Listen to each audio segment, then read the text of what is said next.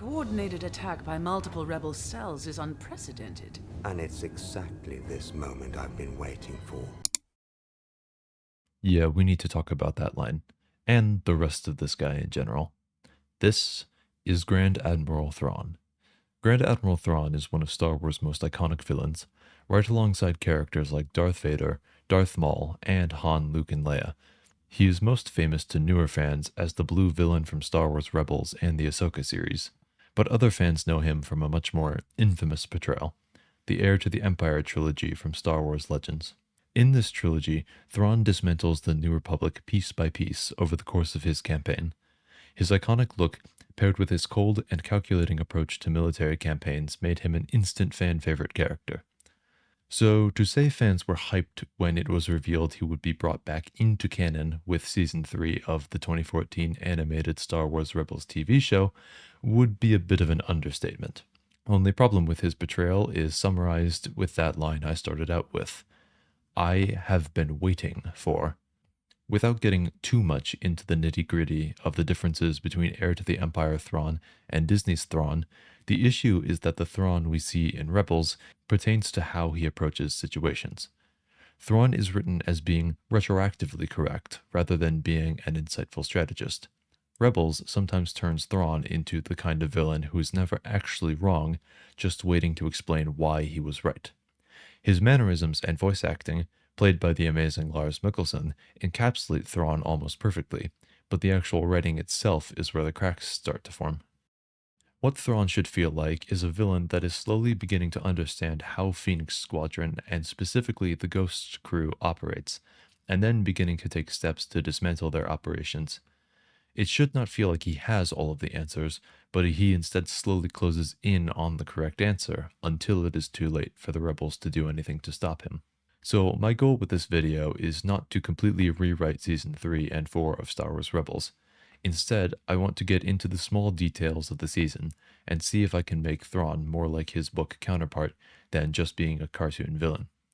None of this is a knock against any of the writers. This is just my personal opinion, and this video is meant to be a fun, creative writing experiment talking about one of my favorite characters from this universe. With that out of the way, let's lay out some of the ground rules. Number 1. I am limiting myself to only changing aspects of the season that involve Thrawn. At most, I can change lines of dialogue or scenes that do not have him in order to tease something or build him up as a threat. But I cannot go and completely rewrite an episode he has no presence in.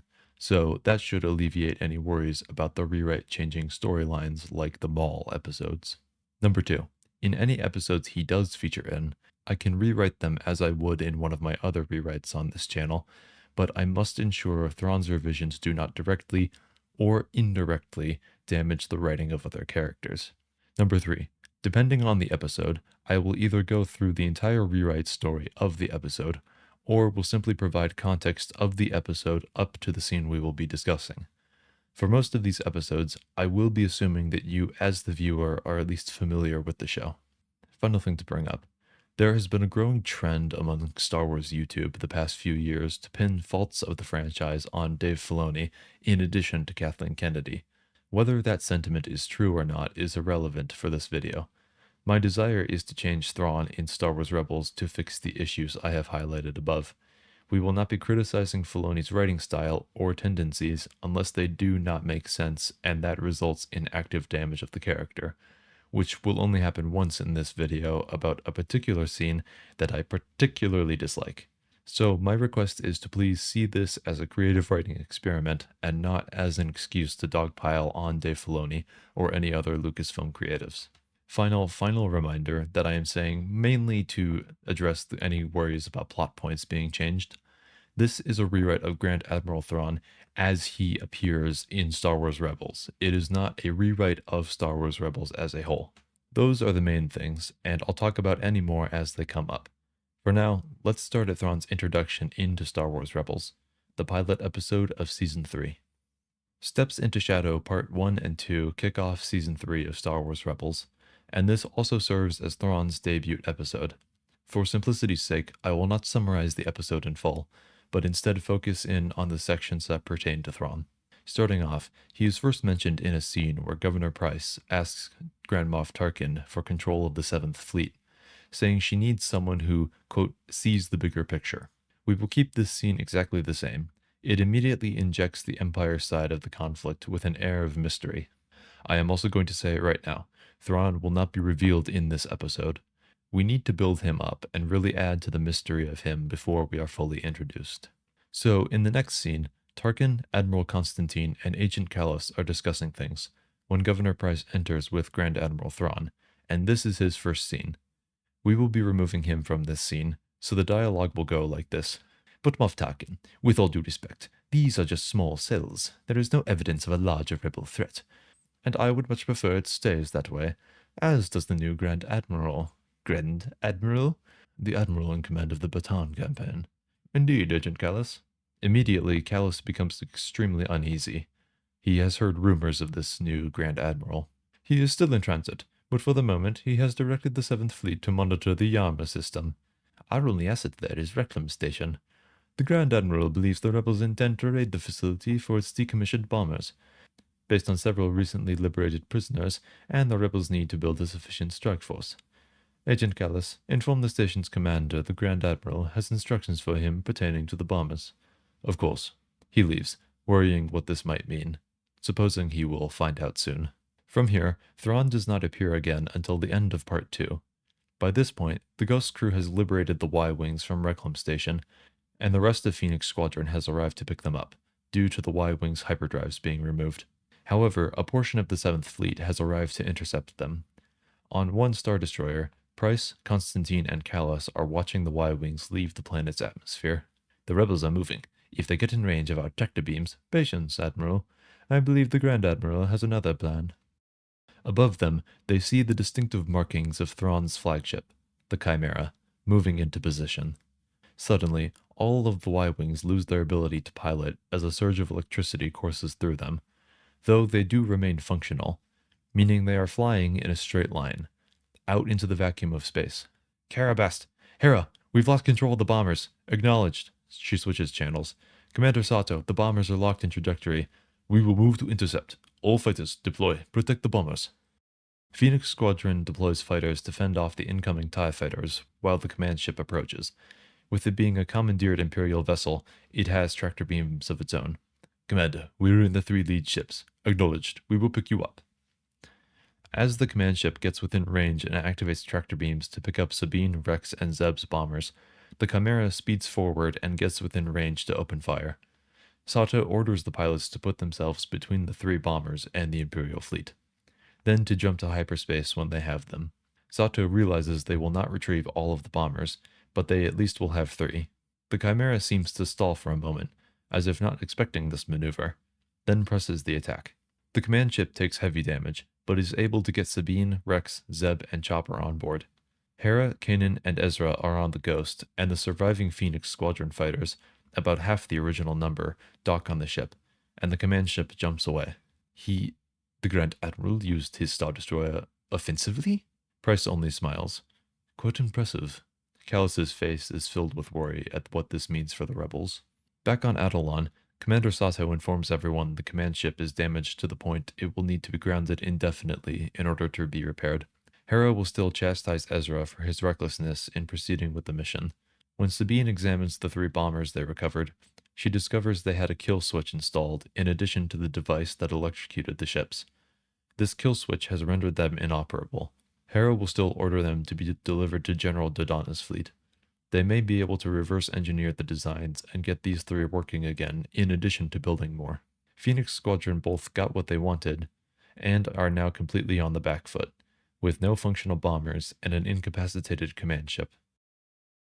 Back on the Chimera, we only see the back of the Grand Admiral's head as he observes the now destroyed bombers the rebels were unable to retrieve. He walks into his office, which is filled with pieces of art from worlds he has conquered.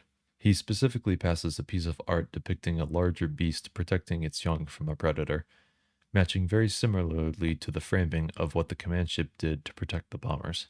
He walks past it over to his desk, opens a blank map of the galaxy, and creates a hyperspace vector originating from the Yarma system and going in the direction the command ship jumped away. The Grand Admiral has begun constructing his own art piece, one he will use to pinpoint the location of the rebel base.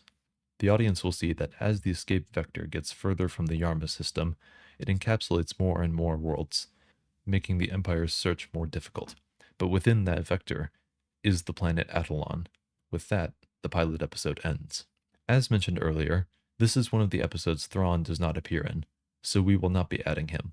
Though, with this being a Maul episode, I will add this exchange of dialogue between Maul and Ezra. I have felt a disturbance. A new power grows within the Empire. If left unchecked, he will destroy you and all you love. That is why you need my help, Ezra. Yeah, I'm only here to save my friends. I don't need your help. We shall see. For now, let us begin. From here, Maul and Ezra will merge the Jedi and Sith holocrons, just as Kanan saves the rest of the Ghost crew. The rest of the episode plays out the same. The Antilles extraction is another episode that does not feature Thrawn, but we are going to add a couple quick moments to this episode. As Sabine, Wedge, and Hobby are moving through the halls, they get trapped and cornered by Agent Callus. He opens the door for them and tells them which levels to avoid, but Sabine lingers. Why should we trust you? Tell Gerizeb Aurelius. We're even. Your ISB, who commanded that Star Destroyer back on Yarma? Sabine, we have to go. He is the Emperor's newest Grand Admiral. They call him Thrawn. From here, the escape and reunion on Atollon will play out the same. Shortly afterwards, the Chimera arrives on the planet, and Governor Price takes a transport to give a report to Thrawn. She enters his office. Thrawn will be an off-screen voice for this episode, but it will be his first time speaking in the show. Governor Price, I trust you have what I asked for. Of course. She hands him telemetry data. He inserts the data into the map he began making in Steps into Shadow. The file uploads the hyperspace vector that the ship used to escape. A very impressive display by the Mandalorian. Governor, it is my understanding this Ghost crew is vital to Phoenix Squadron's operations. Indeed, Grand Admiral, but the Ghost crew has been observed operating away from the Rebel cell at large, a tactic meant to confuse us. Rebels do not act randomly, Governor. They act according to belief, and belief leaves patterns. It would be prudent for us to learn more of them. Return to Lothal and begin compiling everything from public records relating to Ezra Bridger and his family. I will depart for Ryloth to do the same for General Syndulla. Price leaves the office. On the galaxy map Thrawn is slowly assembling. The audience can see the 2 hyperspace vectors Thrawn has compiled so far do not massively decrease the number of potential planets, but they do slowly begin to narrow in the search.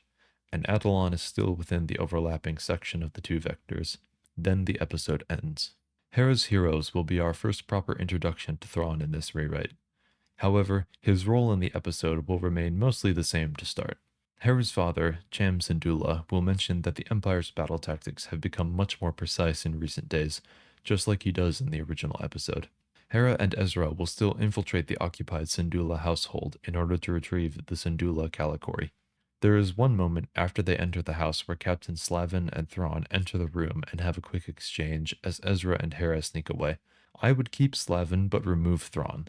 Ezra and Hera escape, thinking they just saw the man in charge giving orders to some of the stormtroopers on guard.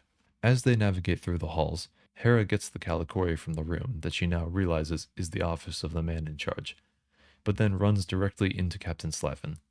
He will still berate her and tell her that servants are to stay in the kitchen level. Hera will use her native accent to apologize and begin to move away. Just a moment. Bring her back here.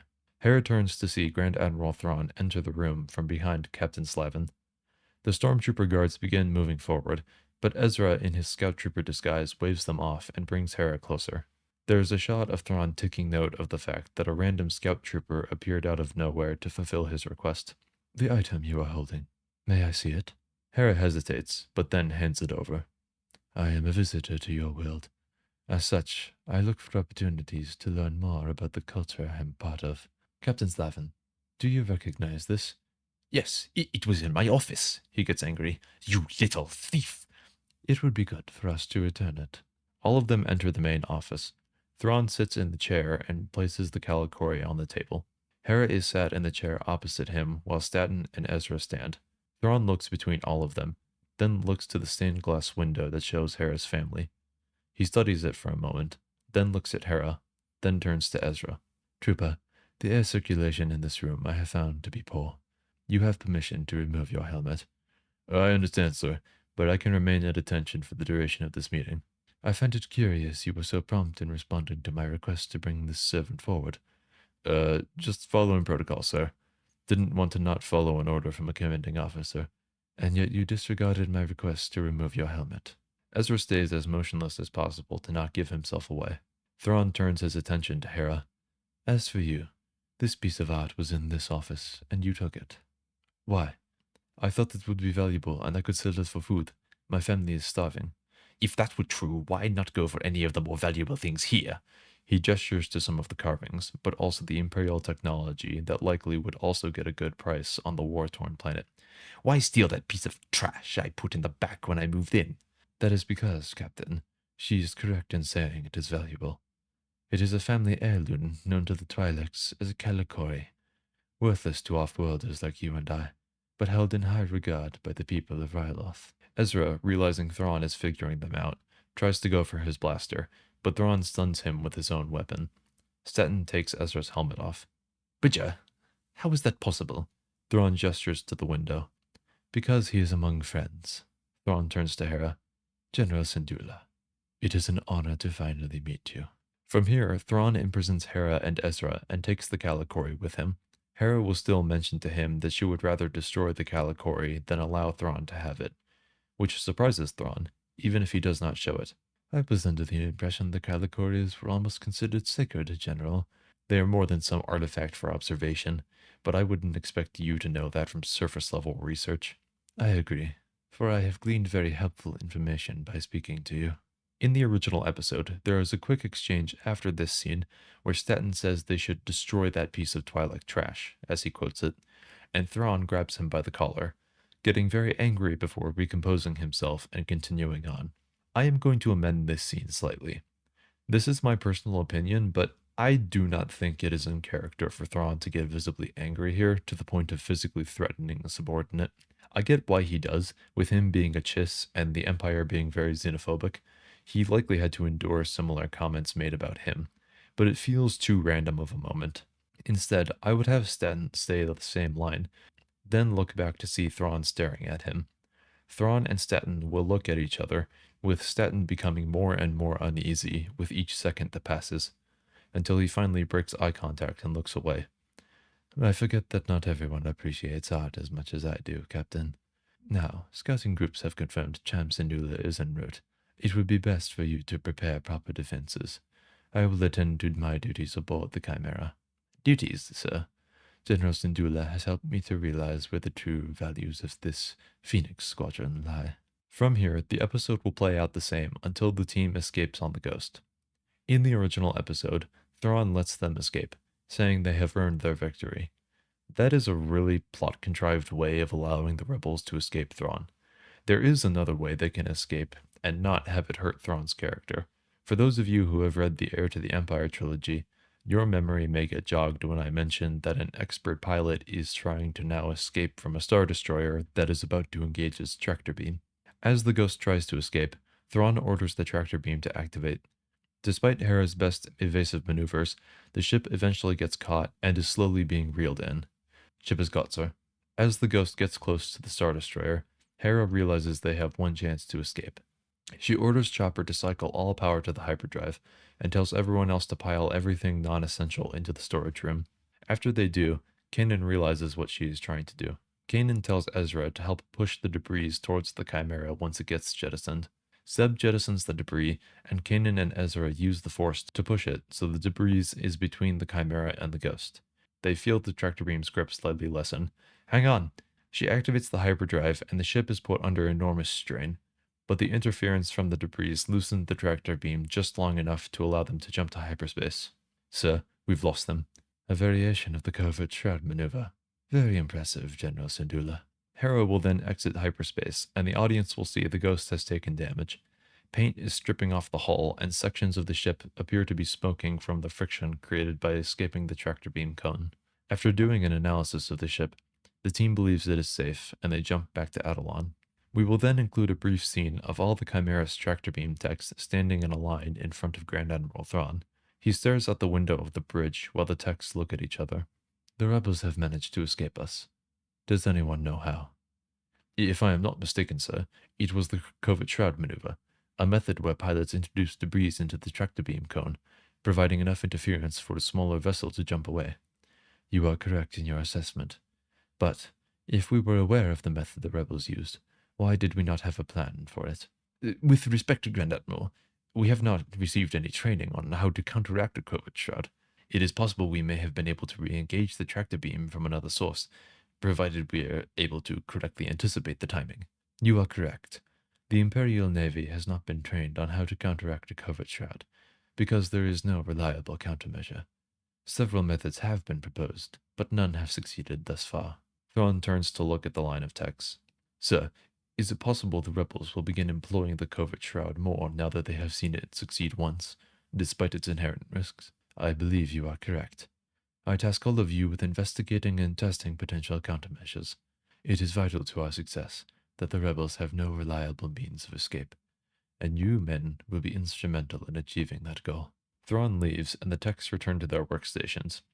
They are clearly beaming with pride, and also relief that none of them were under the command of someone more like Vader. Since the last battle tackles more of Clone Wars era storylines, we can't really add Thrawn into the episode without cluttering things. So I actually think this is a good episode to take a break from Thrawn. Even still, when the Empire arrives and Ezra, Rex, Kanan, and the droids are forced to work together, there is still the lingering threat of knowing that Thrawn is ultimately in command of these forces. Likewise, Imperial Super Commandos is an episode that tackles the Mandalorian storyline. Similar to Episode 3, we will just have a quick exchange between Sabine and Gar Saxon about Thrawn. How can you say you control Mandalore? Thrawn has the entire sector under his thumb. Grand Admiral Thrawn has shown more respect to our culture since his appointment than you or Fen Ryle have in your entire lives. He and I have spoken extensively about Mandalorian history, tactics, and culture. You are playing right into his hands. That's what he did on Ryloth. It's what he's doing here. Who said I care if I'm playing into his hands? I have no desire to rebel against the Empire. Ren. At the end of the episode, Sabine will then tell Hera what Saxon said. They will both realize that Thrawn has taken what he learned from Hera to heart, and is now speaking to members of the culture as well to form his understanding of the different members of the Ghost crew. While Thrawn is not directly involved in most of this episode, he does play a major role in sending Admiral Constantine to take care of the Ghost crew and the Iron Squadron. But one of the issues I find with the episode is it setting up this miniature rivalry between Constantine and Thrawn. While I do think Constantine would have reservations about Thrawn, I do not think Thrawn would reciprocate them and allow the rivalry to continue. So to start the episode, Thrawn would summon Constantine into his office.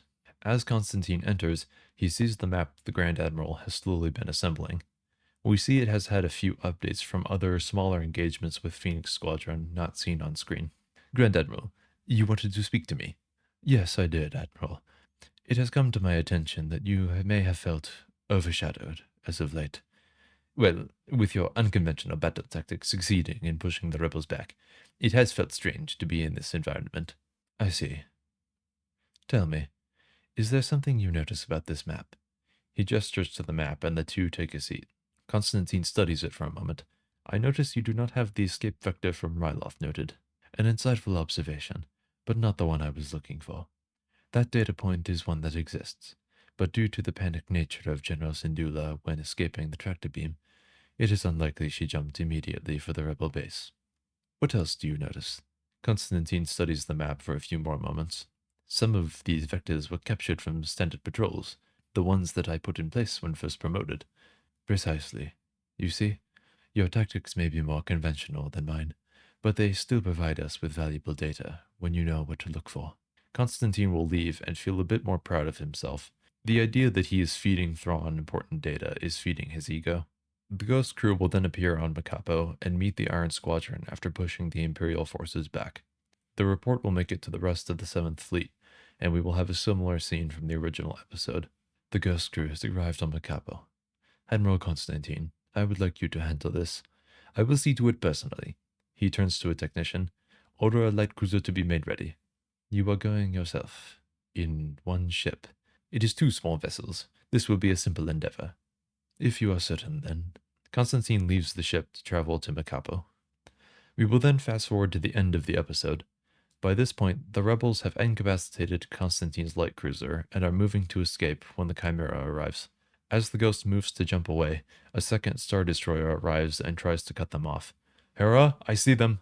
The Ghost jumps away just as the Chimera and the other Star Destroyer activate tractor beams, but both are a split second too late. Grand Admiral, the rebels have escaped. The report from the Stormhawk is they were unable to get within range in time due to not knowing the position of the vessel prior to exiting hyperspace. An unfortunate result, but a useful one nonetheless. Continue to refine this method, and also examine methods that do not require a second Star Destroyer. Thrawn then receives a hollow message from Constantine. Grand Admiral, I regret to inform you that the rebels have escaped. Indeed they have, but in doing so they have given up control of the orbit around Macapo. This experience has been very enlightening.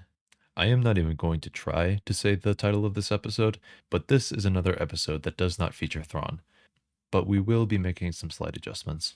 In addition to taking the job from Hondo in order to secure the proton bombs, Hondo informs the rebels the ship contains materials they can use to speed up the process of repairing the command ship, which is still grounded on Atollon. The rebels will be able to secure the proton bombs as well as these ship materials. However, the activation of the sentry droids while they are on the ship sends an alert to the Empire. Thrawn will briefly speculate that if the rebels were the ones raiding the ship, it was likely for the munitions supplies.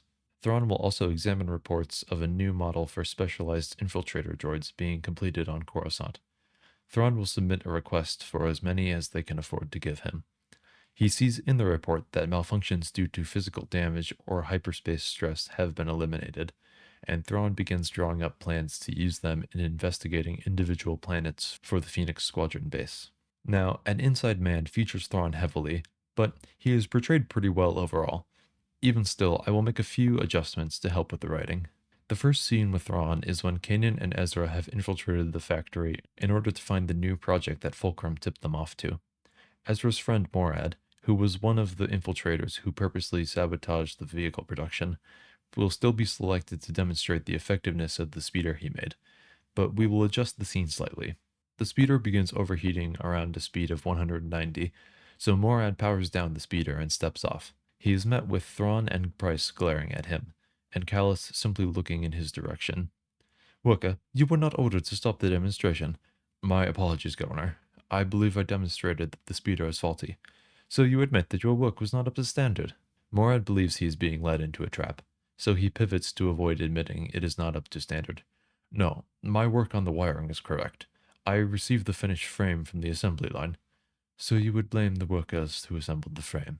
Yes, sir. Thrawn looks at him for a few moments. Kanan quietly whispers to Ezra, I don't like this. Perhaps the overheating issue you just demonstrated was an anomaly. Please test it again. Morad hesitates, and Thrawn takes a step closer. We don't have all day. Morad climbs on and powers up the speeder. After it gets up to 190, it begins to overheat again. Thrawn glances at his datapad. Something's wrong. I'm gonna shut it down. Thrawn remains silent, but watches the speeder increase up to 200 without Morad's input, where the wiring clearly fails and the speeder explodes, killing Morad. Callus, Ezra, and Kanan are shocked, while Price evilly smiles. Thrawn remains indifferent, but the workers begin whispering among themselves, wondering if Thrawn had something to do with it. Now that I have your attention, know this. Whatever you build here, you will test yourself. And as was just demonstrated, you will ensure your work is up to standard before you pass the blame off to another worker. I expect the rates of malfunction in this factory will drop considerably. Thrawn, Price, and Callus leave. Ezra and Kanan both sneak out before Lieutenant List can get them for routine inspection. After Kanan and Ezra have taken new disguises, there is a scene in the original episode where Callus asks for information regarding the secret project being stored in Section A2, but Price simply tells him all he needs to know is Thrawn is developing a new TIE fighter.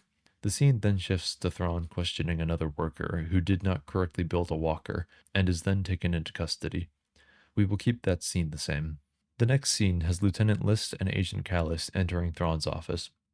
We will see that Thrawn's office inside the factory is much more personalized for Lothal, as opposed to his art aboard the Chimera. Thrawn is studying a wall with some of Sabine's artwork when the duo enters. This artwork, It resembles the markings and artwork of the Mandalorian. He gestures to an image of the Ghost crew taken when they were framed for Minister Tua's death in the Season 2 pilot. Sabine Wren. Lieutenant, do you recognize this image? He turns back to the wall. The largest image is the mark of the Phoenix Squadron. It appears to be a section of an Imperial base's outer wall. The image has been depicted by several rebel cells, but personalized by this group for some unknown reason. Indeed, this shape is consistent with other rebel cells. Agent Gallus, perhaps you can shed more light. It is the mark of the Phoenix Squadron, utilizing the mythological bird as a symbol of rebirth from ash, playing on their belief that from the ashes of the Republic, they can rise to save the galaxy from Imperial rule. And it is here because the Ghost crew operated near and on Lothal for some time. An excellent assessment, Agent. Indeed, this belief will lead them to take unnecessary risks, especially in relation to this planet. The Jedi, Ezra Bridger. He called this place home. Thrawn gestures to a file he has of Ezra and Ezra's parents. He will always desire to see this world liberated. 2 workers went missing after your inspection of the factory. We have found their uniforms. Do you believe them to be members of this cell? If the rebels have learned of Section A2, then they will likely make an attempt to learn of its contents. The timing of these workers' disappearance is not a coincidence, especially when considering the unit they were a part of was comprised entirely of local workers. We can put out an alert, lock down the factory, and hunt them down. Patience, Agent Gallus. These rebels will be forced to make their move soon. For now, we must allow them to believe they have still evaded detection. Callus and List will leave. The scene with Kanan, Ezra, and Chopper downloading the data from Section A2, getting chased by stormtroopers, and then getting help from Callus, who reveals himself to be Fulcrum, will remain the same. Ryder will tell Kanan they are about to hit the East Gate to give them a chance to escape. As the attack commences, Thrawn will get word about the rebel speeder, and List will inform him he has deployed 2 AT-ATs. Should I send reinforcements? Yes, Lieutenant, let's play their game. Kanan and Ezra commandeer one of the walkers and head outside. When the AT-AT pilots question them, Thrawn informs them the walker is under rebel control, but they are to block the walker's escape by focusing on the speeder, not to destroy the walker. Several other walkers begin moving outside and open fire on Kanan and Ezra. Suddenly, all of those walkers sputter and collapse, much like how the one did earlier in the factory. Callus watches from inside and sees the 5 walkers he supplied to List were in fact 5 malfunctioning ones he had believed them to be. With the reinforcements disabled, the AT-ATs tried to crush Kanan and Ezra, but the 2 Jedi cut a hole into one of the AT-ATs and commandeer it, destroying the other one in the process. The second AT-AT collapses due to damages sustained from the RPG blast, so Kanan, Ezra, and Chopper hop out and reunite with Ryder's team. I thought you were in the smaller one. This one's roomier. Kanan and Ezra will transmit the data to the rest of the team back on Adelon. They learn that Thrawn's secret project is a new TIE Defender, one equipped with its own hyperdrive, shields, and more powerful cannons. The team concludes they cannot allow this to go into production, and they need to strike the factory on Lothal as soon as they have the resources. Back on Lothal, Thrawn has Price, Callus, and List in his office. He thanks List for his report and dismisses him. As I have analyzed the rebels' escape, one thing has continued to perplex me. 1 of the reinforcing walkers malfunctioning is a possibility. 2 is a coincidence, but all 5 is an anomaly. He looks at Callus, who remains stone-faced until Thrawn looks away. I have reason to suspect the rebels have had help from one within our own ranks. The rebels have a mole? Then we must question everyone. This traitor must be found. Patience, Governor. For right now, we must operate with much more caution in what information we share, and how we share it. Our spy will reveal themselves in due time. They will be incapable of standing by without helping the rebels. Our spy will be as much help to us as they will be to the rebels, if not more. Wouldn't you agree, Agent Callus? Your strategy is without flaw, Grand Admiral, as always. Callus looks out the window and looks extremely worried. Visions and Voices is another Maul-focused episode, so we will not be adding Thrawn to it. However, we can have a mention at the beginning of the episode, when Ezra is seeing Maul walk around the base.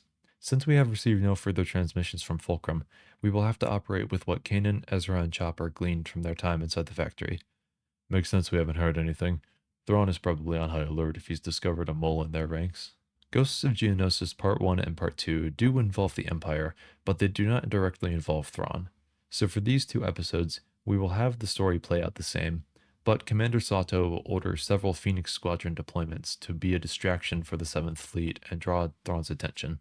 By the end of Part 2, the Ghost crew has blown up a light cruiser that was trying to trap them on Geonosis, but they lost the canisters of toxin the Empire used to wipe out the Geonosian people. Thrawn gets the report of the ghosts being spotted on Geonosis, as well as the subsequent report that the light cruiser went AWOL and was subsequently destroyed. Thrawn takes the report of the rebels being on Geonosis, as well as the peacocking Phoenix Squadron deployments ordered by Commander Sato, and he adds their data to his map. He also has done a few stress tests with some of the spy droids he requested from Coruscant. Those planets had no rebel bases, so he adds that data too. He looks at the map and tallies the number of possible planets dropped from 5,000 plus planets to around 1,000 planets. Among those 1,000 planets is Adelon. The search is getting closer and closer.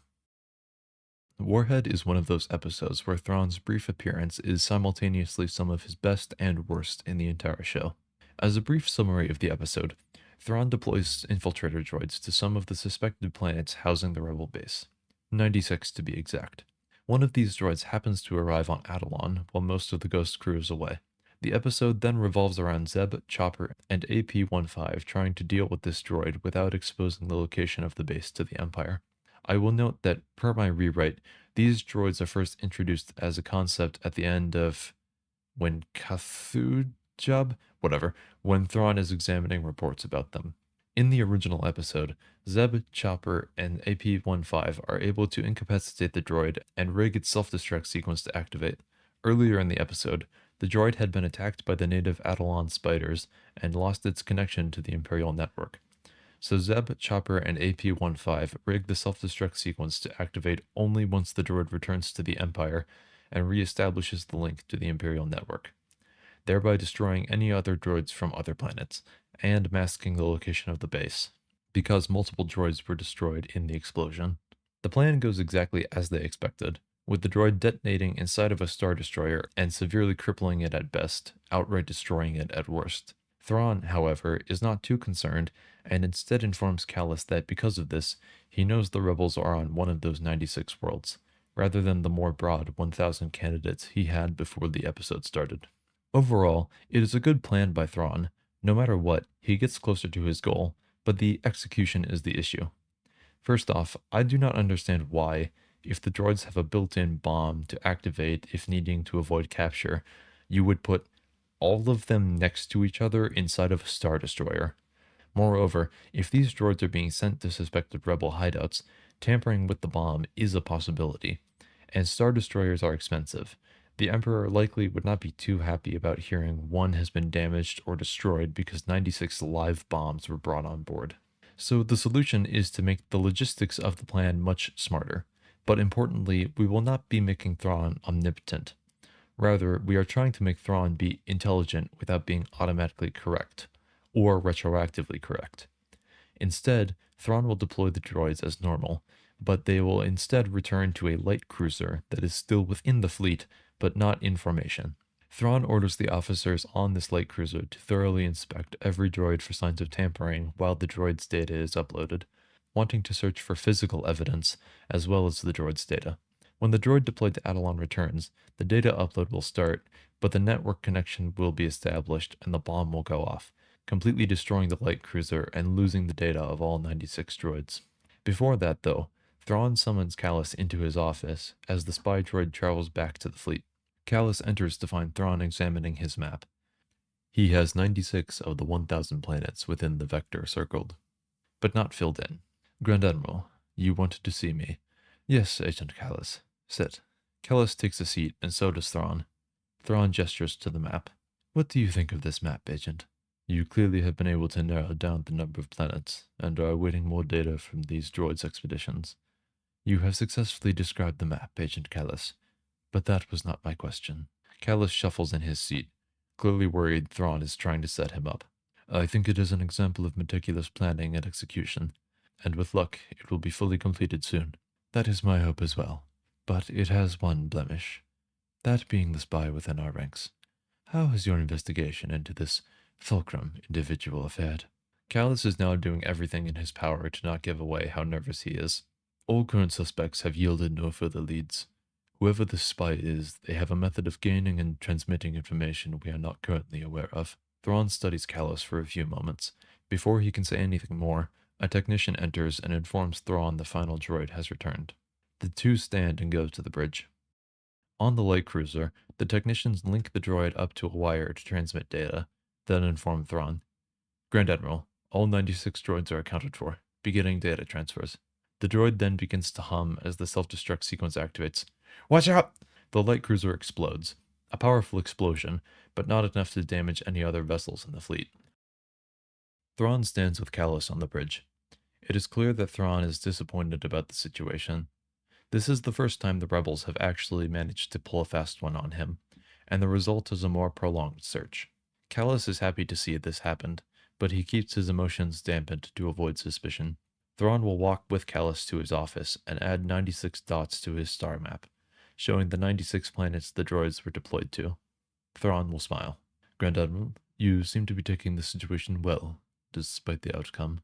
While unfortunate that we do not know the precise droid that it was tampered with, we have a pool of 96 to choose from. But how can we be certain it was not a malfunction? Callus says this deliberately to try and put a degree of doubt in Thrawn's mind. Thrawn does not take the bait. Because, Agent, the malfunction of which you speak did not occur until the droid was able to directly upload data to the Imperial network. Far too specific of conditions to be a malfunction caused by damage or hyperspace stress, as has happened to previous iterations. A clever tactic used by the rebels to ensure destination was delayed until the package made it to its destination. But it is also their undoing. We may not know which one of the 96 was the perpetrator, but we do know that it was one of the 96, meaning our search went from 1,000 planets to 96. Indeed, we are one step closer to finding Phoenix Squadron. Now yes, in this new version, a light cruiser did still get destroyed, but it at least was still after Thrawn had done careful planning to prepare for any sort of situation like this. It also helps show the rebels are starting to adapt. That way they do not feel like they're on the back foot the entire season. We can't have Thrawn constantly being defeated like the original show, but also having Thrawn overwhelmingly win is too unrealistic as well. He has been able to make the best of the situation, but his plan of finding the one planet in a single move has been thwarted. Trials of the Darksaber and Legacy of Mandalore shift the show back to the Mandalorian subplot of the season, in an unofficial Part 1, Part 2 duology of episodes. Thrawn does not directly appear in either episode, so he will not be added. Instead, Heir will talk to Sabine when everyone is trying to convince her to wield the Darksaber, like the normal episode. Heir will mention that Thrawn has Mandalorians under his command because of Gar Saxon. He has learned Mandalorian ways from Saxon, and the only chance they have to counter this partnership is to recruit Mandalorians of their own. Having the Darksaber could rally all Mandalore to the rebels' side, and give Thrawn another threat to worry about. It is because of this reason, as well as the hope for a united Mandalore, that Sabine agrees to train with Kanan and Ezra. The rest of the episode will play out the same. In Legacy of Mandalore, Sabine will still try to rally Clan Ren to the rebel cause with the claim of the Darksaber, but Sabine's mother will still contact Saxon, and he will arrive with his men.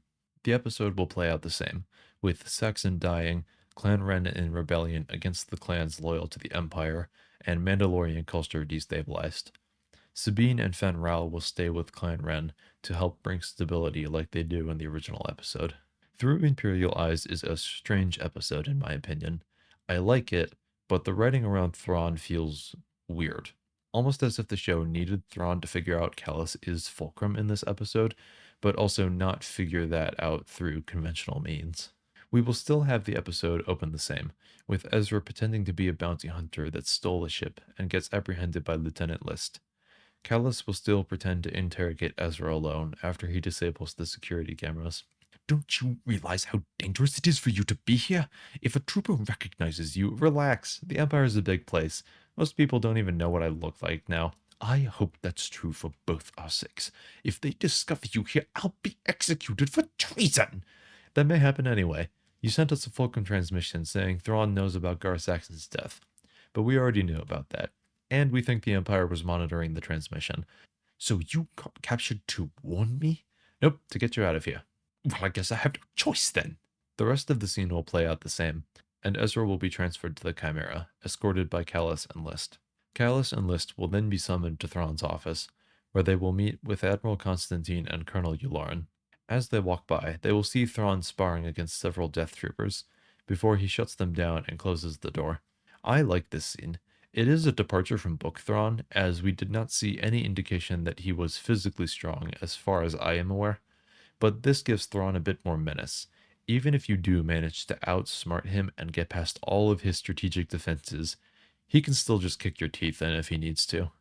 The scene with everyone talking in Thrawn's office will remain the same, though one thing I will change is that Thrawn spends a portion of this scene studying Hera's Kalikori. After everyone is dismissed, Colonel Yularen and Callus will speak, as will Callus and List. It is here that Callus will switch his code cylinder with List's to begin inputting things under List's name, and it is also here where one of the main issues with this episode comes into play. Security cameras. The episode already establishes that security cameras are a thing Callus has to be conscious of in this world, as he deactivates one before speaking in private to Ezra. Later, he does the same thing when freeing Ezra from the jail cell on the Chimera.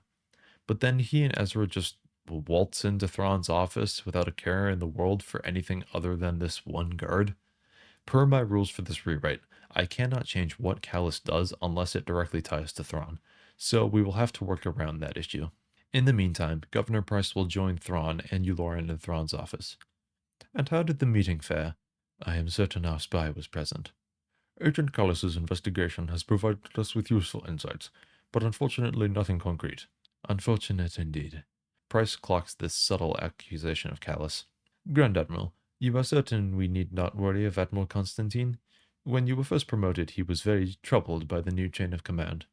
Constantine is more focused on personal glory than any sort of noble cause. Furthermore, he has proven himself to be quite effective ever since I spoke with him before Macapo. I think I have just found something. Records show a bounty hunter was taken captive by List and Callus shortly before we arrived. He was transferred here at List's request. What does the interrogation report say? Nothing. One was not made. Perhaps because of how quickly the prisoner was transferred. Then it would be prudent for us to speak to this bounty hunter. As they leave, Thrawn looks at the security camera that overlooks the entrance to his office.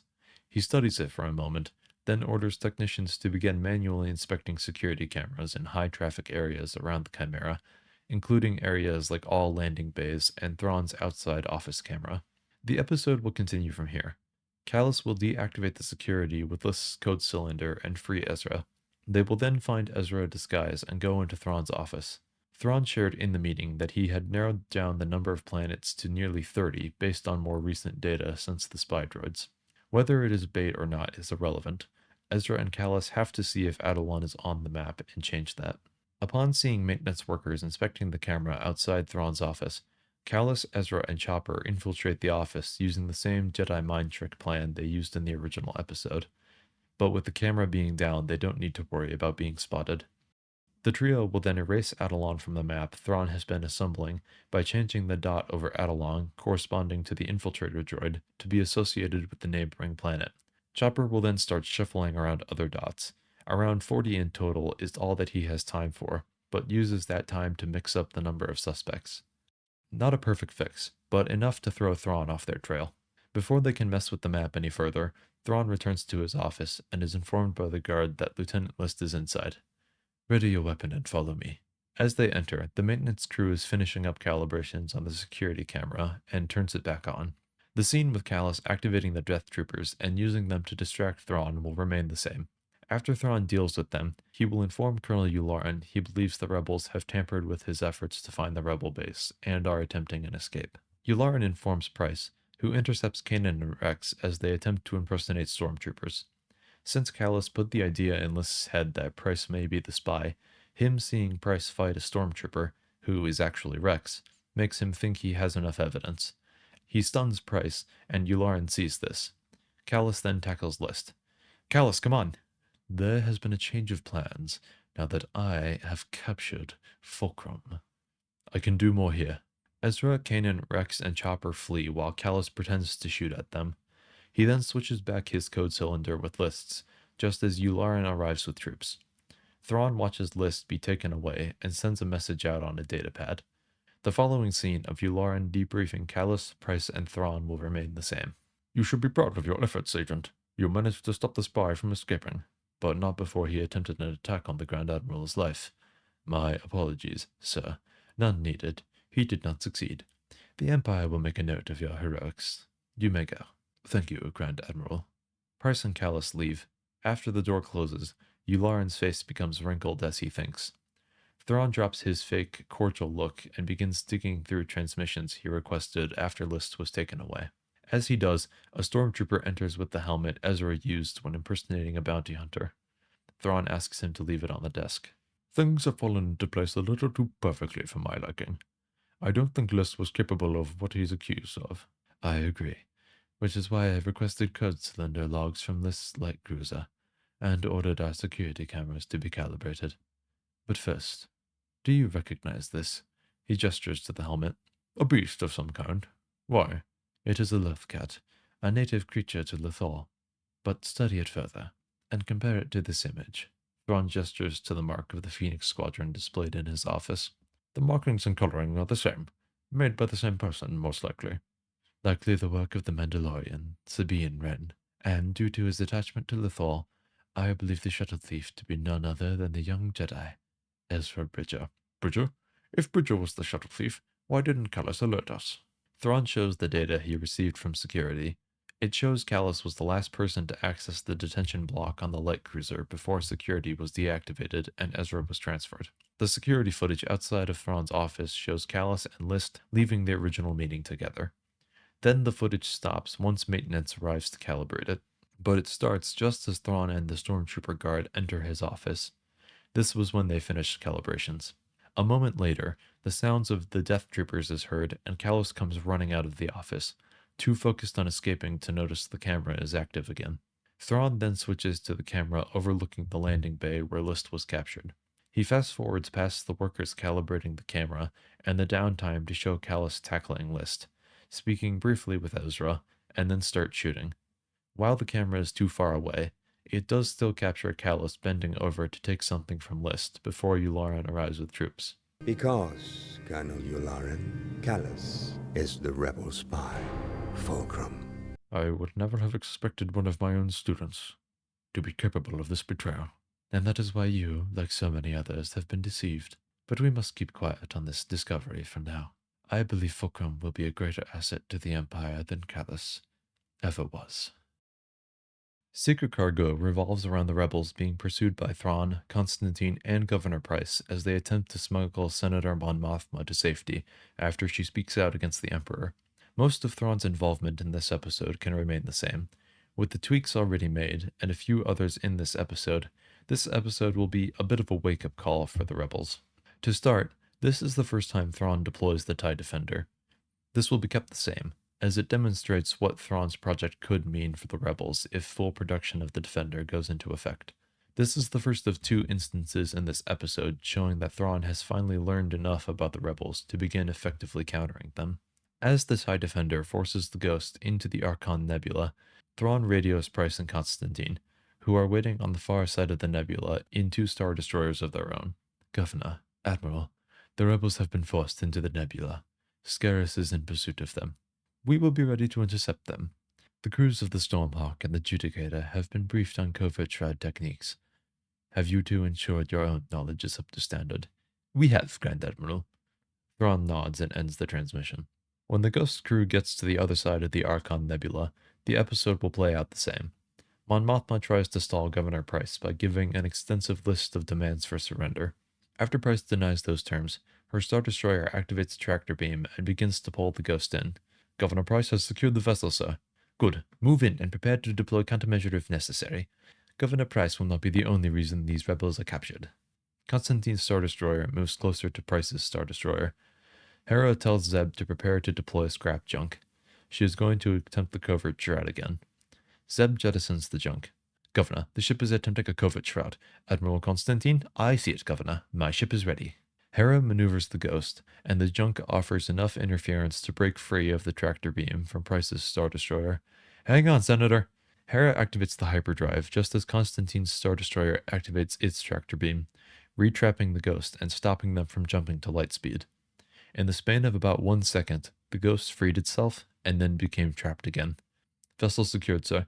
Very good. Governor, we have them. From here, the episode will play out the same. The supporting Y-Wings led by Ezra will emerge from the nebula and fire their proton torpedoes at the giant gas cloud. The resulting explosion will heavily damage Constantine and Price's Star Destroyers, disabling the tractor beam and giving them all the ability to escape. From here, Mon Mothma is able to give her speech and rally the individual rebel cells to fight as one alliance. The rebels may have won, but the victory feels hollow. Without the Archon Nebula, they had no way of countering what Constantine and Price had done. We end the episode with the rebels acutely aware that Thrawn's TIE Defender program can and will spell the doom of the rebellion if it is allowed to continue. And their final get-out-of-jail-free card in the Covert Shroud has been countered by Thrawn and the technicians on board the Chimera. The next episode, Double Agent Droid, does not feature Thrawn, and this episode is a bit more of a one-off, but I would add a message from Fulcrum at the beginning of the episode to make it tie in a bit more. This is Fulcrum with an urgent message. Thrawn has commended the crews of the 7th Fleet for their successful creation and implementation of the Covert Shroud counter. Emboldened by this success, the Imperial Fleet at large has begun trading on this technique. Tread cautiously. You will not always have the Archon Nebula to help you. From here, the episode will play out the same.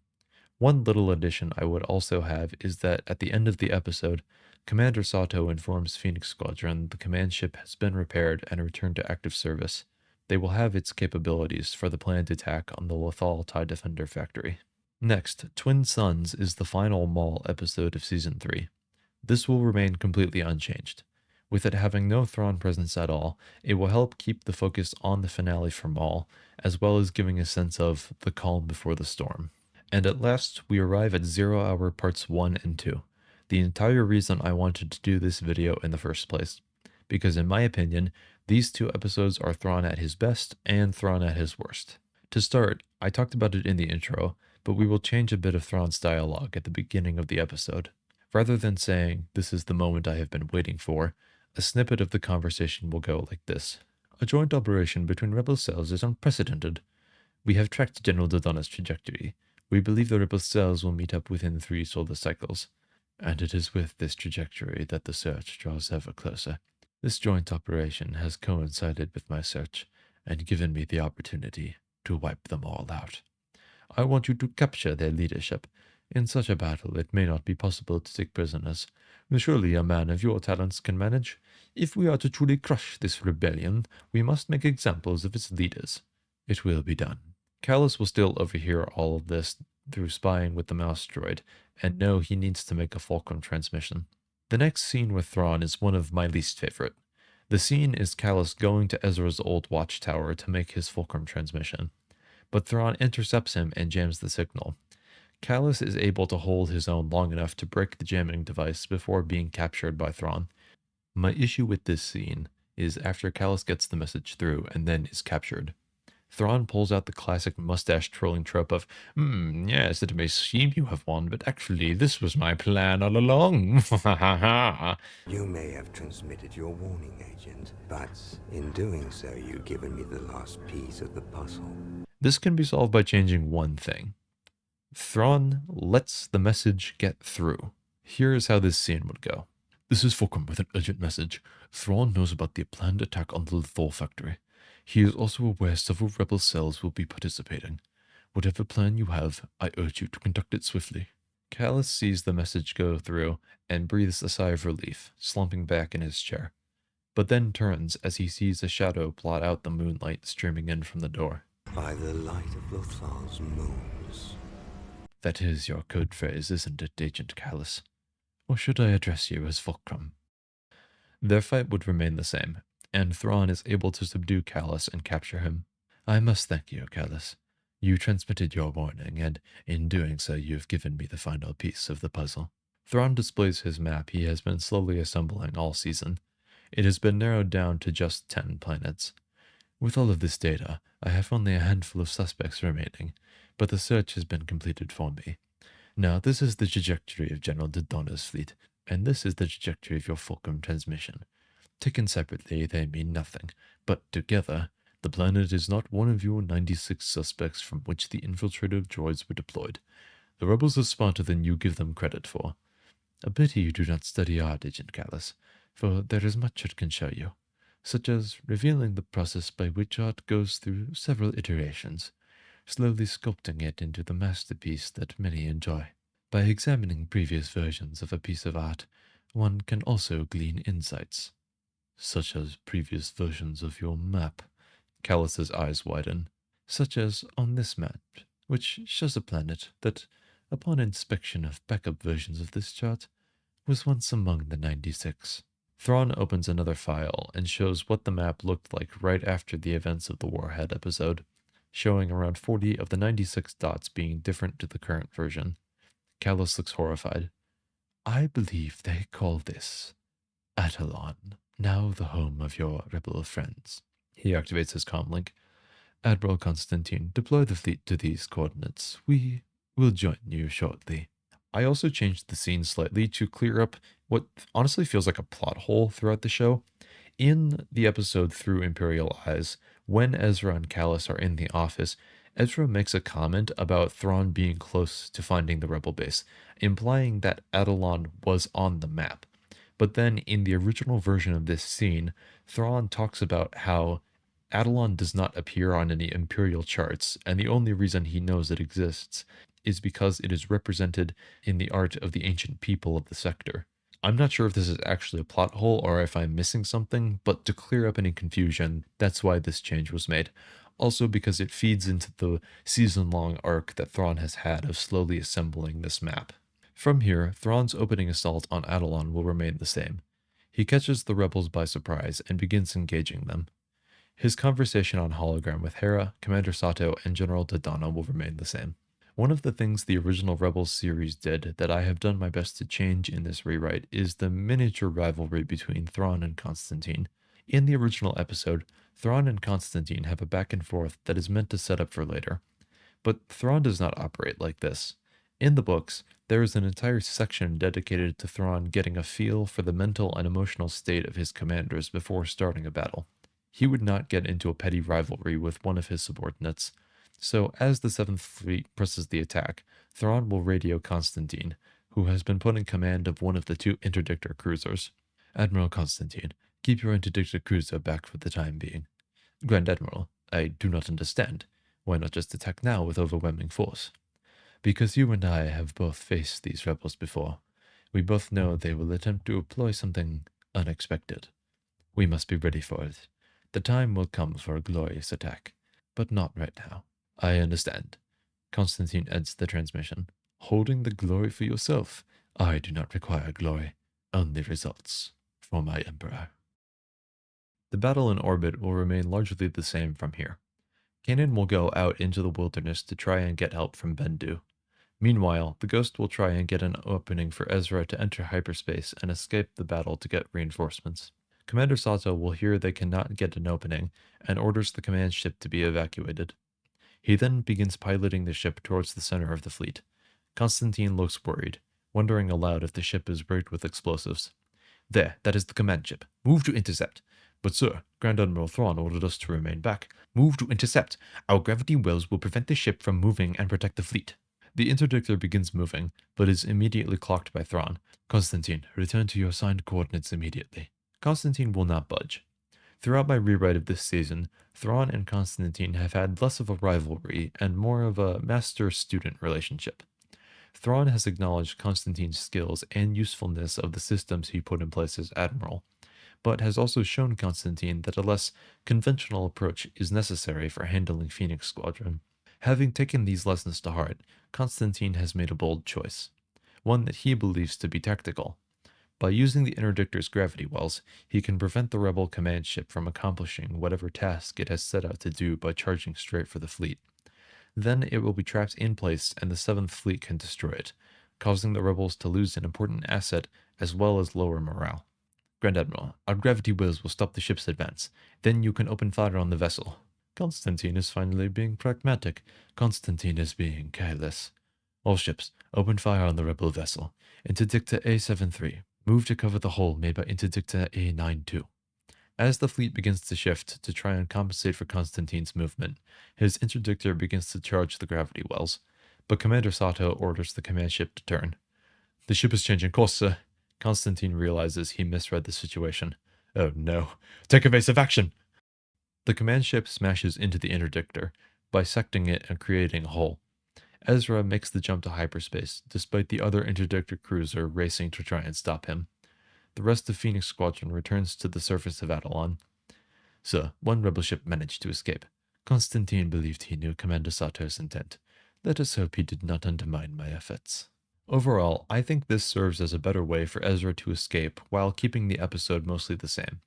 In the original episode, Constantine goes after the command ship because he wants the glory of the kill, and he is tired of playing Thrawn's games. Because my rewrite made Thrawn focus more on building a strong relationship with the other commanders, having Constantine use those reasons would not make much sense.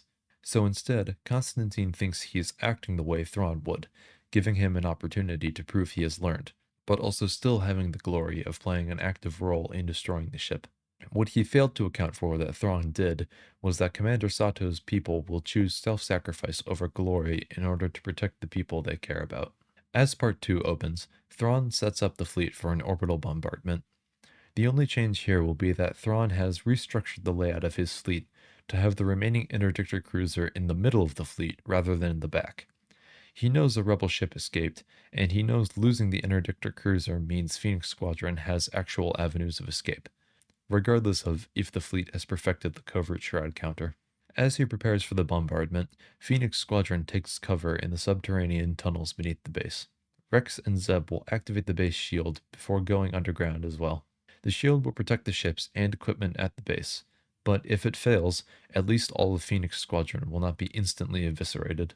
As an aside, Kanan and Bendu's conversation will go the exact same way, and Kanan is now racing back to the base before the bombardment starts. Up in orbit, Thrawn stands alone on the bridge. Price is gone, but Callus is still being held captive, forced to watch. We are in position. I am ready as well, Grand Admiral. Instead of the bombardment catching Kanan while he is driving back, Kanan will get through the shield and into the base, which also establishes the shield can be moved through by physical things. As he runs into the base, he hears storm clouds brewing in the distance. Kanan, the two hug. Why haven't they started? I don't know. The fleet is ready and everything. Unless they aren't going to bombard us. Dodana is right. We're more valuable alive. Zeb and Rex go outside and spot a group of ATSTs moving towards the base. Big problem. They deployed ground forces. Phoenix Squadron will quickly scramble to set up mines in the path of the walkers. Governor Price will watch from a distance. They have discovered your plan, Grand Admiral. No matter. Continue through the shield and target their ships first. Then close in on their officers. So I have rewritten the scene this way because it fixes one of the issues with this finale. At the start of Part 2, Thrawn has the rebels dead to rights. Sure, he would not be able to take prisoners like Tarkin wanted, but the rebels would still be destroyed. Instead, he bombards them for a bit, then relents just as the shield is about to fail. I am not trying to make a bunch of digs at the creatives in this video, but to me, this always felt like artificial tension for the sake of it, rather than an actual military strategy. Especially because Heir says in the original episode that the bombardment was just to soften them up, and that ground forces would do the dirty work. But the bombardment didn't do anything except almost kill Kanan. Kanan, do you copy? I'm getting the feeling Thrawn's actually trying to kill us this time. The rebels don't feel softened up. It's well animated, but serves no story progression. Then, Thrawn leads the ground forces personally. He would never do this. He would never personally lead ground forces in an active war zone. It makes much more sense and is much more in line with their characters to have Governor Price request the honor of capturing the rebel leadership, and Thrawn stays in orbit to block their escape and to defend should any reinforcements arrive. So that is exactly what we'll do. The episode will play out the same from here, but with Price and Thrawn swapping places. Ezra will still go to Clan Ren to ask for help after Mon Mothma says she cannot help him. Ezra, Sabine, Fen Rao, and a squadron of Mandalorians will return to Adelon just as Governor Price storms the base and holds the rebel leadership at gunpoint. The interdictor is in the center of the fleet. How do you plan on getting to it? Don't you Mandalorians have jetpacks? You're crazy. Fen Rao and several other Mandalorian fighters will distract the main fleet, while Ezra, Sabine, Chopper, and the other Mandalorian warriors will fly using jetpacks through the fleet to make it to the interdictor cruiser. Thrawn notices them and is visibly surprised. He knew the rebels would do something unexpected, but even he was not anticipating flying through an entire Imperial fleet using only Mandalorian jetpacks. Callus chuckles. Seems you have company. A valiant effort. He opens comms. Deploy our forces. Protect the interdictor. Stormtroopers with jetpacks will deploy, and the same fight on the outer hull of the interdictor will play out. Back on the surface, Governor Price walks up to the surrounding rebels. And now, General Syndulla, I will accept nothing less than your full and unconditional surrender, or you will watch your friends perish, beginning with the Jedi. Thunder sounds off in the distance, and Kanan looks at it. Do you fear the storm, Master Jedi? Yeah, and you should too. Bendu emerges from the clouds, and the same chaotic scene of him attacking everything indiscriminately will remain the same. The distraction gives Phoenix Squadron a chance to make it to the Ghost. Back in orbit, Thrawn watches as the Mandalorian forces are able to detonate the gravity wells and destroy the interdictor cruiser. This happens just as the remnants of Phoenix Squadron escape Atollon and make it to orbit. Tulkin won't be happy. Looks like your rebel leaders are going to escape. Return this prisoner to his cell. He will prove just as exemplary as the soon-to-be-captured rebels. The Dark Troopers will lead him away, but Callus smiles as they take him into the lift. On the surface of Atollon, Bendu will warn Price to leave this place. She orders her forces to fire at him, and the storm will dissipate as Bendu falls back down to the surface of Atollon. In orbit, Ezra, Sabine, Chopper, and the other Mandalorians return to their ship. All ships, make for hyperspace vectors. Avoid getting in the crosshairs of 2 Star Destroyers at once. They've figured out how to counter Covert Shroud. At the same time, Callus will open the elevator door, showing he knocked out the 2 Dark Troopers, and will jettison in an escape pod. The Ghost is able to pick him up, but then Heir sees the Chimera, Relentless, and Death's Hand all barreling towards them. All ships, focus on the Ghost. Their leadership is there. Heir purposely stays out of range of any tractor beams. The other rebel ships jump to hyperspace as the Relentless and Death's Hand move in. The Chimera and the rest of the 7th Fleet stay behind just in case Heir skirts past the other 2 Star Destroyers. Heir sees there is a small gap between them. Hang on, everyone. I see an opening. The Ghost maneuvers, and Kanan senses how small the gap is, but he knows who is flying. He isn't worried. Heir makes the jump to hyperspace and perfectly threads the needle, whizzing past the 7th Fleet and escaping the system. Thrawn stands at the bridge. He looks frustrated, but remains composed. He turns to his crew and stares at them for a few moments. All of them feel a slight bit of unease. Prepare a landing craft. We must see what remains of Governor Price's forces. The rebels will rendezvous, and their scenes will play out the same. Back on Atollon, Thrawn will land and find Imperial forces surrounding a strange creature. Grand Admiral, this is the creature that attacked us and allowed the rebels to escape. Thrawn approaches Bendu. What manner of creature are you? One. Beyond your ability to destroy. Thrawn draws a pistol. I think not. You cannot see. But I can. What do you see? I see your defeat. Like many arms surrounding you in a cold embrace. Thrawn shoots at Bendu, but the Force wielder disappears. Thrawn and Price look shocked as Bendu's laugh echoes across Atollon, and Season 3 comes to a close for Thrawn. Season 4 will be a little different in terms of fixing Grand Admiral Thrawn.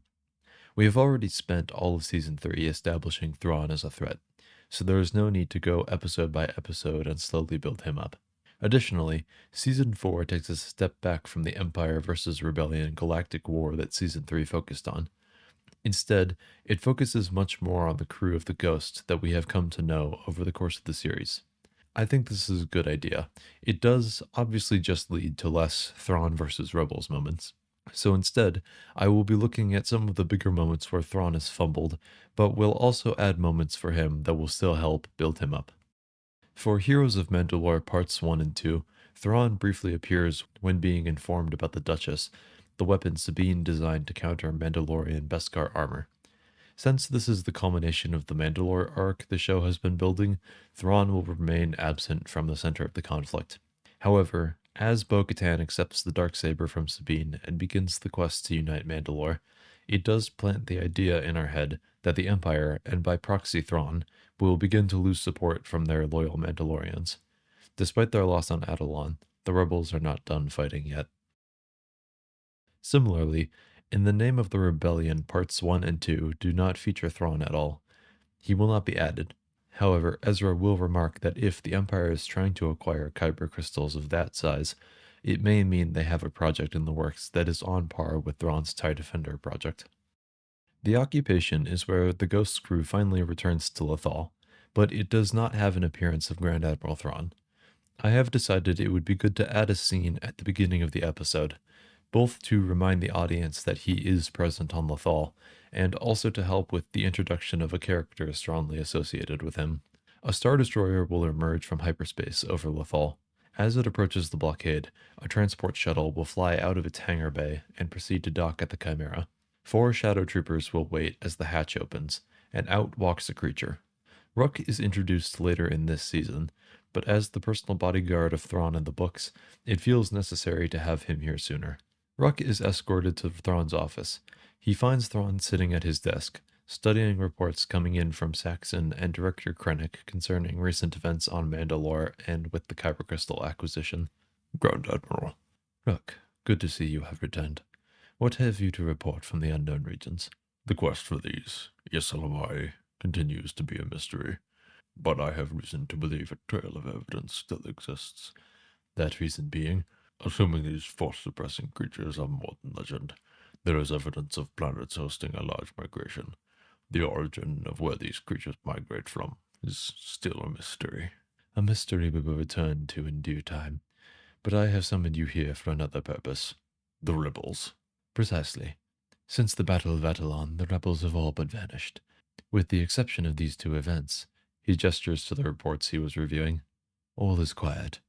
You once informed me the rebels have a particular draw to this planet, do they not? They do, and I believe it is only a matter of time before they return, especially as my TIE Defender project picks up momentum. They have allies on this planet. See if you can track them down. Learn where and when the crew of the Ghost might reappear. It will be done, Grand Admiral. Ruck leaves. From here, the rest of the episode with the Ghost crew returning to Lothal will remain the same. Thrawn's portrayal in Flight of the Defender is pretty good overall, so I will not be changing much. We will especially keep him using Sabine and Ezra's theft of the TIE Defender as an opportunity for a field test. To keep some continuity with the occupation, I would actually have the episode end with Ruck already on Sabine and Ezra's trail, having tracked Router's movements from picking them up to taking them to the test site to following the stolen ship.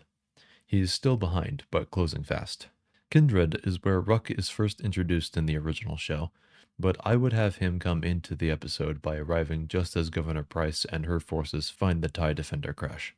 The scene of Ruck hunting the rebels as they try to escape with the Defender's hyperdrive will remain the same. Throughout this episode, Ruck is an important piece of the hunt, so while Thrawn is not directly involved in the chase, we still have his presence by seeing how Thrawn's personal bodyguard thinks and acts as a result of spending so much time with him. Later in the episode, the Ghost crew have been able to get the hyperdrive installed in Ryder's U-Wing, which Hera then takes into orbit to try and escape, so that she can get the TIE Defender data back to Rebel Command on Yavin 4. In the original episode, Hera is able to escape without Thrawn really doing anything to stop her. Sure, there are TIE fighters and Star Destroyers shooting at her, but Thrawn mainly just stares out the window. Instead, Hera will dodge everything and start moving for one of the orbital construction modules. So, the ship is moving towards one of the construction modules. Thrawn thinks for a moment about what Hera's strategy is, but then remembers how she escaped on Atollon. She is attempting to thread the needle again. Order that module to deploy unmanned fighters into the center of the hangar to physically block her path. The orders are relayed, but the crew on the construction module are not able to deploy in time, and Hera jumps to light speed through the middle of the hangar, setting everything on fire. Sir, I regret to inform you the rebel ship has escaped. Thrawn will respond by sending a message to General Scaris, informing him his presence on Lothal is required. Crawler Commandos does not feature Thrawn at all, so he once again will not be added. Since the episode ends with Hera informing the rest of the team that the attack on Lothal is happening, this episode will serve a similar note as Twin Suns did in Season 3, as being the calm before the storm. Episode 9, Rebel Assault, is where one of my big issues with Thrawn this season happens. To set the stage, Hera is deploying with 23 other fighters to try and bomb the TIE Defender factory on Lothal, but they have to break through the Imperial blockade first. The beginning of the episode will remain the same. General Scaris has been tasked with piloting the only other functional TIE Defender to personally ensure Hera's ship is destroyed. Their dogfight will remain the same, with Hera using Star Destroyer fire to take out her shield and Scaris's, then outmaneuvering him to shoot him down. His ship then crashes into a light cruiser and creates an opening for the X-Wings to get into atmosphere. Unfortunately, Thrawn had a squadron of TIE fighters waiting for them, and the entire attack force is destroyed. From there, the manhunt through the Lothal streets commences, and Hera is ultimately captured. There are two main problems with the opening scene. The first is a smaller one, which is that the second group of TIE fighters just appears without really any build-up. So I will add a quick exchange between Thrawn and Scaris when the X-Wings and Y-Wings first appear. So the rebels have come, at last. 24 ships, Grand Admiral, mix of fighters and bombers. Their primary targets will be our fuel depot. Lock down the city, deploy the fleet into defensive formation, and launch fighters. Yes, sir. The technician leaves. General, you have ensured your best pilots are part of my secondary defense. I have, Grand Admiral. They stand ready should any ship be lucky enough to get past the 7th Fleet. The second issue is much bigger and really damages Thrawn. So, after Scaris is shot down by Hera, he crashes into a light cruiser and explodes. Okay, seems simple enough. Except that he also apparently caused enough damage with that explosion to completely destroy the light cruiser as well, because it then proceeds to fall. But that is another issue. The cruiser was moving forward, yes, but it proceeds to accelerate forward and downwards after the crash. Mind you, Lothal is behind the cruiser. Any gravitational pull on the cruiser would be from the planet and would cause the cruiser to fall backwards into the atmosphere.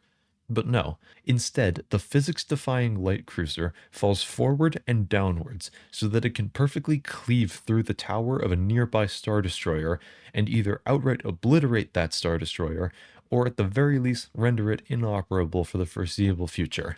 And what is Thrawn doing while all of this happens? He's just staring out the window. He watches all of this happen. Filoni, I'm trying to be on your team here. You're really not helping me out. It is my opinion that the rank or level of accomplishment of any Imperial officer is irrelevant in this context. Whether you are Thrawn, Director Krennic, Grand Moff Tarkin, or someone else entirely, when the Emperor learns that under your command a single TIE fighter proceeded to completely incapacitate a light cruiser and a Star Destroyer, Darth Vader is immediately getting dispatched to your ship to reduce your oxygen consumption to 0. So how do we fix this? Well, we'll give the writers the benefit of the doubt and say the TIE Defender managed to hit the fuel line of the light cruiser. And since the Defender has greater firepower than the standard fighter, the explosion was sufficient to destroy the ship. Then, if we assume there is still somehow a chance for the cruiser to hit a Star Destroyer without defying the laws of physics, Thrawn will order it to be destroyed by turbolasers to prevent further damage to the fleet.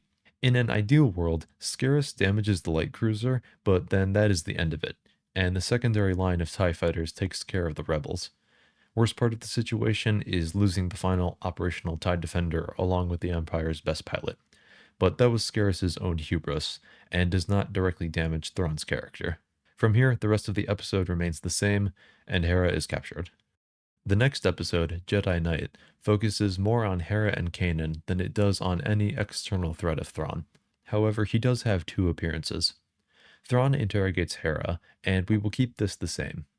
His other scene is Tarkin telling Thrawn that Director Krennic is being very persuasive at allocating more resources towards the Death Star, and the Emperor has ordered Thrawn to plead his case for the TIE Defender project in person. Thrawn will depart for Coruscant, leaving Governor Pryce in command. There is no changes to Thrawn in this episode, but I would give his departure a bit more weight. After the Chimera leaves, there are murmurs among the other Star Destroyer crews, worrying what command under Governor Pryce in Thrawn's absence will be like. Additionally, I would have a quick scene of Ezra meditating, trying to calm his mind while he and Sabine wait for Kanan to rescue Hera so they can all escape. He will sense Thrawn's departure and have a glimpse of hope, as if the Force is telling him that his chance to liberate Lothal is right now, but sadly, that hope is scattered when Kanan sacrifices himself in the fuel depot. The episode Doom is almost entirely focused on the rest of the team grieving over Kanan's death. Then Wolves and a Door is about their attempt to save the Jedi Temple on Lothal from being accessed by the Empire. Outside of Thrawn chastising Governor Price for destroying the fuel depot and shutting down TIE Defender production, Thrawn will not be featured any more heavily in these two episodes. While A World Between Worlds focuses on the Ghost crew, I would delay the reveal of the actual World Between Worlds by having a scene with Thrawn on Coruscant. This is to display Thrawn's primary character flaw.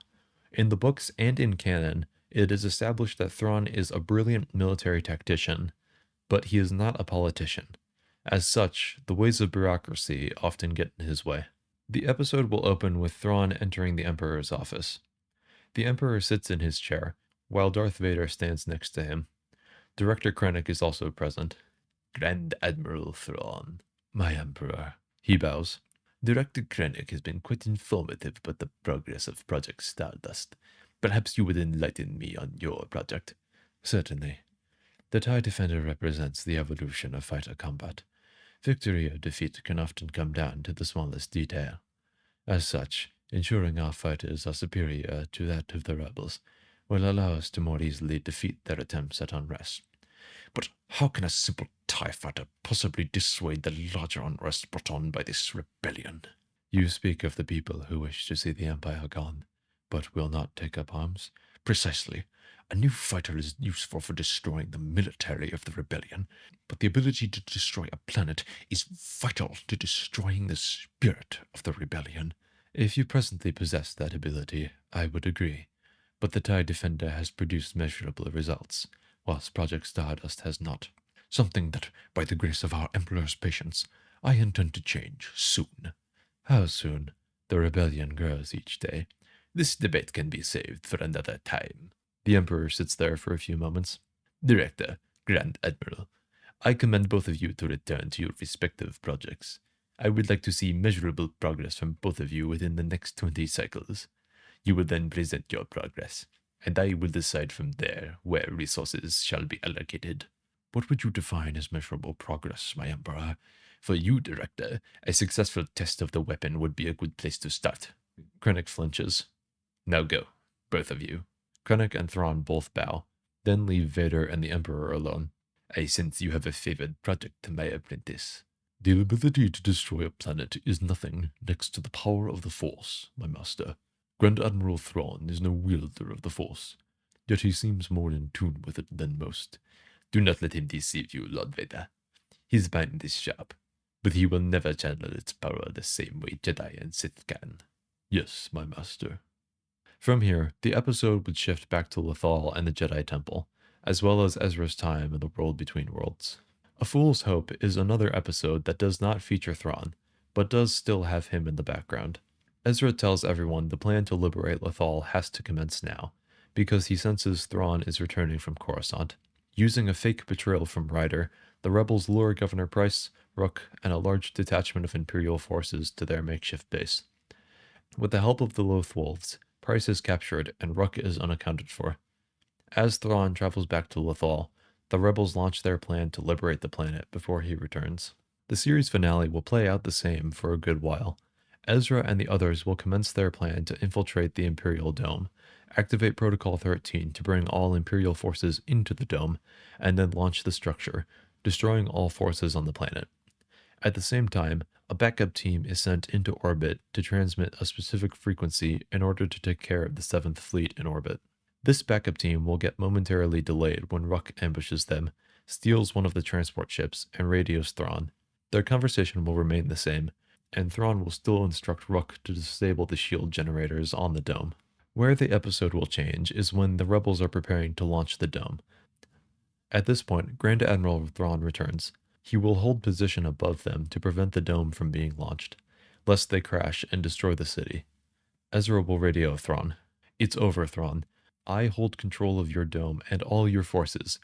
Leave Lothal now, and maybe we'll let them out before we blow up the structure. Are you quite finished? Ezra looks shocked. The only thing I wish to hear at the moment is your full and unconditional surrender.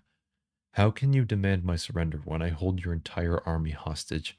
No, you have simply locked yourselves in a large room with some of the best warriors in the Imperial Navy, as well as moving them out of harm's way of any potential bombardments. Rex, raise the shield. The generators just went offline. Inside the shield generator room, Ruck supervises the shutdown of the system. Your shield generator is under my control. While I do not delight in bombarding the civilians of your home world, Bridger, I hold no particular attachment to them. Your choices are simple. Surrender now and come alone on board the Chimera. Or you can sit in that office and watch your people die, all while my forces inch closer and closer to your friends, who will also be killed shortly afterwards.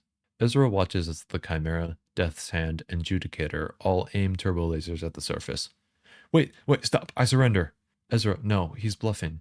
I can't take that chance, Hera. Arrive swiftly, and make no mistake. If you or your friends attempt any heroics, the bombardment will commence. The transmission ends, and despite Hera's protests, Ezra eventually is able to sneak off with Sabine and Chopper's help to board the Chimera, alone. So I changed the above scene from the original episode. In the original scene, Thrawn immediately resorts to bombarding civilians in order to get Ezra to surrender. But it is my opinion that Ezra cares enough about the people of Lothal that he would surrender even on the threat of them being harmed, which is why he was in such a rush to free the planet before Thrawn returned. And I also believe that Thrawn would not start immediately blasting. In the books, he did attack civilians and civilian infrastructure, but it was always if there were no other options, and he never delighted in it.